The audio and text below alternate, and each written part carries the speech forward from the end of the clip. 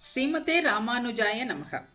நீளாதுங்கஸ்தனகிரிதடீ சுப்தமுத்போத்ய கிருஷ்ணம் பாரார்த்தியம் ஸ்வம் ஸ்ருதி சதசிரசித்தமத்யாபயந்தி ஸ்வோச்சிஷ்டாயாம் ஸ்ரஜி நிகழிதம் யாபலாத்கிருத்ய புங்க்தே கோதாதஸ்யை நம இதமிதம் பூய ஏவாஸ்து பூயः.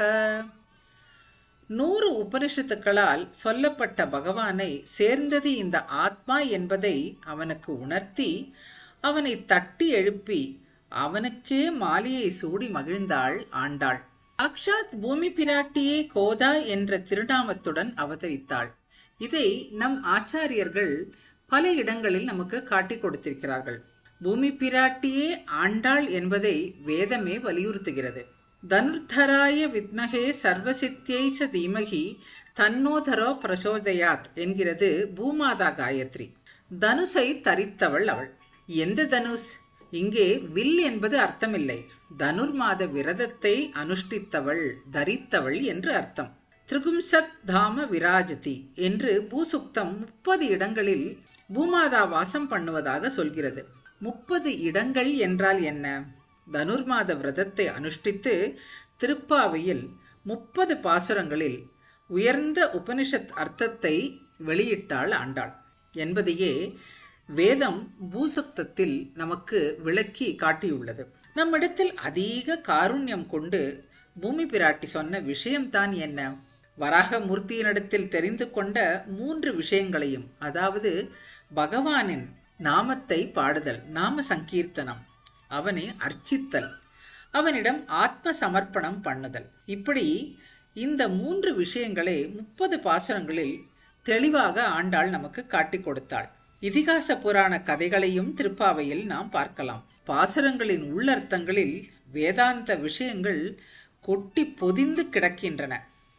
உபனிஷத் சாரமான பக்தி யோகம், ஞான யோகம், சரணாகதி ஆகியவும் இதில் விளக்கப்படுகின்றன.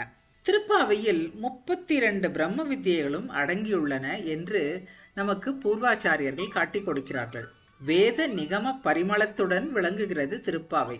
திருப்பாவையை சொல்ல என்ன நியமங்கள்? ஒன்றுமே இல்லை. எல்லோரும் சொல்லலாம், எல்லோரும் பாடலாம். சேனாதரே அபி குச்சயோரபி துங்கபத்ரா வாசாம் பிரவாக நிவகே அபி சரஸ்வதித்வம் அப்ராக்ருதைரபி ரசைர் விரஜா ஸ்வபாவாத் கோதா அபி தேவி கமிதுர் நனு நர்மதா அசி என்று ஸ்ரீ கோதாசுதியில் சுவாமி தேசிகன் அழகாக பாசுரமிட்டு அருளுகிறார். அதாவது எல்லா நதிகளாகவும் இருக்கிறாள் கோதா என்கிற பூமி பிராட்டி என்று இதில் காட்டப்படுகிறது. எல்லா நதிகளின் தன்மைகளும் அவளிடத்தில் உள்ளன. சோனா நதியின் நீர் சிவப்பாக இருக்குமாம். பரமாத்மாவின் திருநேத்திரம் ஒரு நாளும் பங்கம் ஆகாமல் அண்டலர்ந்த செந்தாமரையை வென்று நிற்கும். உத்தமமான விஷயங்களை ஆழ்ந்து பார்க்கக்கூடிய நேத்திரம். அதனாலேயே செங்கண் அவனுடைய நேத்திரம். செங்கண் திருமுகத்து என்று ஆண்டாளும் சொல்கிறாள். செம்மையான நேத்திரம், அனுகிரகிக்கும் நேத்திரம். செவ்வரியோடு நீண்ட அப்பெரிய வாய கண்களை கொண்ட உயர் அரங்கற்கே கண்ணி உகந்து அளித்தாள் அல்லவா.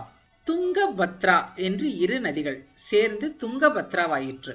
2 நதிகளும் மிகவும் உயர்ந்தவை, மங்களமானவை. கோதை உரைத்த 143 பாசுரங்களும் உயர்ந்தவை, மங்களகரமானவை. அடுத்து கங்கா நதி, பரம பவித்திரமானது.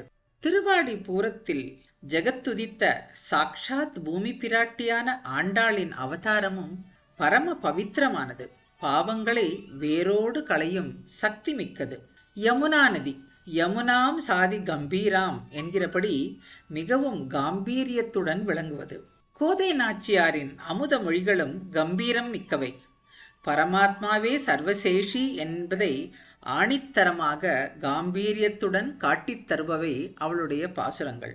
கோதாவரி நதி மிகவும் விசாலமானது. விருத்தோத்புல்ல விசாலாட்சணான நிருசிம்மனிடம் அதீத பிரீத்தியுடைய ஆண்டாளின் மனதும் விசாலமானது.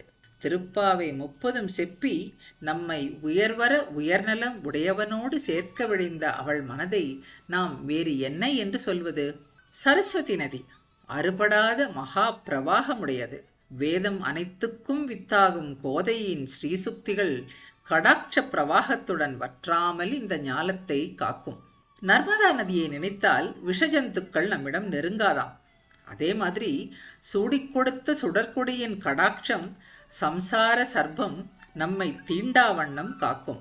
காவேரி கலக்கமில்லாமல் அப்பழுக்கில்லாமல் ஓடுகிறாள். பெரியாழ்வார் பெற்றெடுத்த பெண் பிள்ளையும் களங்கமற்றவள்.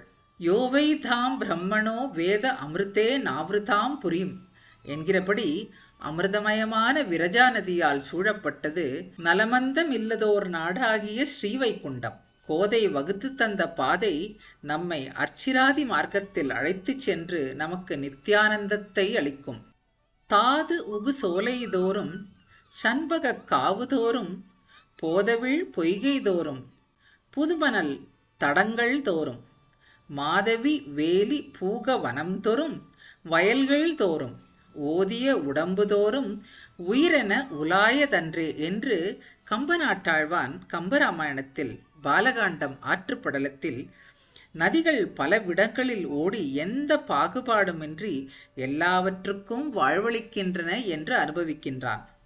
அப்படித்தான் எல்லாரிடமும் காருண்யம் கொண்டவள் கோதா என்கிற ஆண்டாள். ஆண்டாள் திருவடிகளே சரணம்.